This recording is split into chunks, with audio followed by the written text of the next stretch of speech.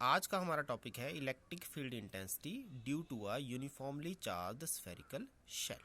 Shell का मतलब ये होता है जो अंदर से खोखला हो। ठीक है, तो हम क्या करेंगे, एक स्फेरिकल शेल लेंगे जैसे कि एक टेनिस बॉल होता है जिसके अंदर आपका सारा सरफेस कैसा रहता है, खाली रहता है, और उस स्फेरिकल शेल के ऊपर हम plus Q charge uniformly distribute कर देंगे। ठीक है, फिर हम एक पॉइंट पी है लेना चाहते हैं आउटसाइड द शेल जिसके ऊपर हम इलेक्ट्रिक फील्ड कैलकुलेट करना चाहते हैं। तो ये पी पॉइंट मान लो आर, स्मॉल आर डिस्टेंस पे है। सबसे पहले हम क्या करेंगे, उस आर को रेडियस बना के, स्मॉल आर को रेडियस बना के एक डॉटेड सर्कल ड्रॉ करेंगे जिसको हम नाम देते हैं गॉसियन सरफेस। और गॉसियन सरफेस की डेफिनेशन क्या कहती है कि at every point the value of electric field will be same. Electric field की वैल्यू हर एक पॉइंट पे कैसे होगी, सेम होगी। फिर हम क्या करते हैं, उस पी पॉइंट के सराउंडिंग में छोटा सा एरिया एलिमेंट ले लेते हैं जिसका एरिया वेक्टर होगा एन कैप, जो कि किस डायरेक्शन में होगा, जिस डायरेक्शन में इलेक्ट्रिक फील्ड होगी। फिर क्या करेंगे, according to Gauss's theorem E dot d S over a closed surface is equal to Q by epsilon naught. Flux का जो इक्वेशन है वो आपकी इस तरह से आएगी, ई डॉट डी एस कॉस कितना है दोनों के बीच में, एंगल कितना है ई और एन वेक्टर में, 0। ठीक है, तो हमारा बन जाएगा E over a close surface d s is equal to Q by epsilon naught. कितना एरिया होता है स्फीयर का, 4 पाई। अब आर कौन सा लेना आपने, गॉसियन सरफेस का। जो गॉसियन सरफेस आपने ड्रॉ किया है उस स्फीयर को हम मानेंगे अब, उसकी वैल्यू कितनी होगी, स्मॉल आर। तो आएगा 4 pi R square is equal to Q by epsilon naught. तो ई कितना आ गया, Q by 4 pi epsilon naught are square. अब ये कहता है कि अगर हम इस रिजल्ट को देखें तो ये रिजल्ट वैसा ही है जैसा कि एक प्लस क्यू चार्ज अगर आपने किसी स्फीयर के सेंटर में रखा हो। प्लस क्यू चार्ज अगर आप सेंटर में रखते तो उसका रिजल्ट भी आपका ऐसा ही आना था जो आपने पहले किया हुआ आर्टिकल।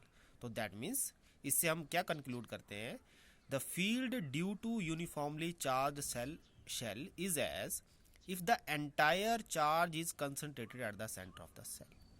मतलब ये उसी तरह बिहेव करेगा शेल जिस तरह से एक ऐसा चार्ज जो बिल्कुल उसके सेंटर में लाई करा, प्लस ऐसा लगेगा कि प्लस क्यू चार्ज सेंटर में है जबकि वो है कहाँ, उसके सरफेस के ऊपर है।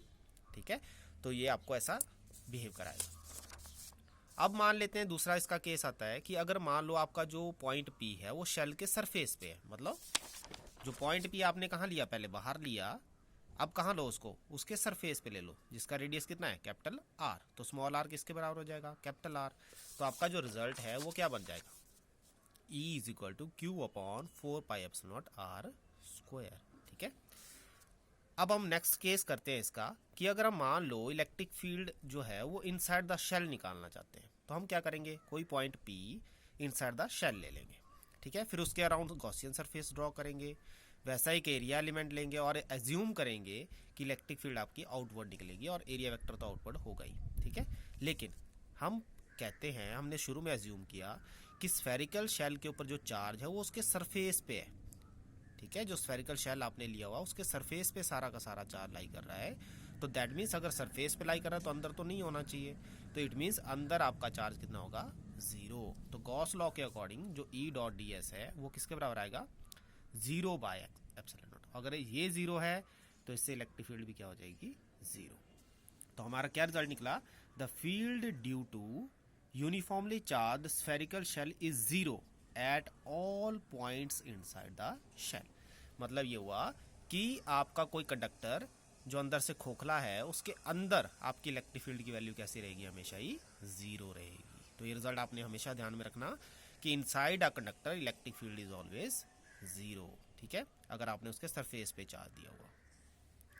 फिर अगर हम इसका ग्राफिकल रिप्रेजेंटेशन देखें तो ग्राफिकल रिप्रेजेंटेशन में हम कहते हैं आर तक तो इलेक्ट्रिक फील्ड क्या है, 0, सरफेस तक तो कोई इलेक्ट्रिक फील्ड नहीं है।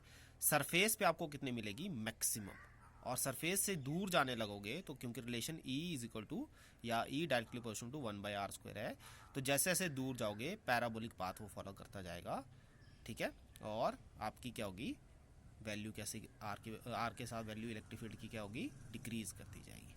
ठीक है, उसके बाद हमारे पास नेक्स्ट टॉपिक आता है electric field intensity due to a thin infinite plane sheet of charge. हम एक प्लेन शीट लेते हैं, जैसे आपका पेपर रहता है वैसी शीट लेते हैं और उस शीट को परपेंडिकुलर डायरेक्शन में, जैसे ये पेपर आपका है, अगर मैं इसको ऐसे रख देता हूँ बिल्कुल स्टैंड, ठीक है, तो इस पोजीशन में अगर हम रख देते हैं पेपर को, तो किसी पॉइंट P पे उसकी वजह से इलेक्ट्रिक फील्ड कितनी होगी, ठीक है। तो हम क्या करते हैं, एक छोटा सा एरिया एलिमेंट ले लेते हैं और उसके अराउंडिंग में गॉसियन सरफेस एक सिलेंडर बना देते हैं। गॉसियन सरफेस एक सिलेंडर होगा, इसमें सिलेंडर की फॉर्मेशन कर देंगे, टोटल डिस्टेंस 2r और area of cross section ds, हम एज्यूम कर लेते हैं इट इज़ ds, ये हमने ds मान लिया, तो इसका भी ds होगा और इसका भी ds होगा। अब अगर हम ध्यान से देखें तो इलेक्ट्रिक फील्ड की डायरेक्शन कहाँ होगी, इस तरफ को या इस तरफ को, पॉजिटिव चार्ज के आउटवर्ड रहेगी दोनों तरफ को, ठीक है। पॉजिटिव चार्ज से इलेक्ट्रिक लाइंस कहाँ निकलती हैं, आउटवर्ड, और जो इसका कर्व्ड सरफेस होगा उसके बिल्कुल परपेंडिकुलर रहेंगी। ये देखो, इसका कर्व्ड सरफेस का एरिया वेक्टर इस तरफ है और इलेक्ट्रिक फील्ड की डायरेक्शन इस तरफ है। यहाँ पे भी ऐसा है, इलेक्ट्रिक फील्ड की डायरेक्शन इस तरफ है और कर्व्ड सरफेस एरिया वेक्टर कहाँ है, ऊपर की तरफ को। दैट मीन्स इस केस में कर्व्ड सरफेस एरिया की contribution towards the flux will be 0। क्यों, क्योंकि इसमें एरिया वेक्टर आपका क्या है, perpendicular to the direction of electric field है। तो यहाँ कर्व्ड सरफेस कोई कंट्रीब्यूशन नहीं करेगा, कंट्रीब्यूशन कौन करेगा, सिर्फ क्रॉस सेक्शनल एरिया, ये दोनों, ठीक है। तो दो एरिया कंट्रीब्यूट कर रहे हैं, तो टोटल इलेक्ट्रिक फ्लक्स कितना आएगा, phi E is equal to 2, क्योंकि दो सरफेस ले रहे हैं, एक इधर को और एक इधर को, तो 2 times E dot d S over a close surface equal to Q by epsilon naught, ठीक है। फिर एंगल आपका 0 है, वहाँ पे cos 0 आ जाएगा, तो ये बन जाएगा 2EDS Q by epsilon not. अब हमने पढ़ा है कि what is surface charge density, it is charge upon area. तो यहाँ से चार्ज कितना आएगा, surface charge density into area, तो क्यू की वैल्यू मैंने सिग्मा ds कर दी। यहाँ से ds कैंसिल हो जाएंगे, तो E कितना आ जाएगा, सिग्मा बाय 2 एप्सिलॉन नॉट, ठीक है।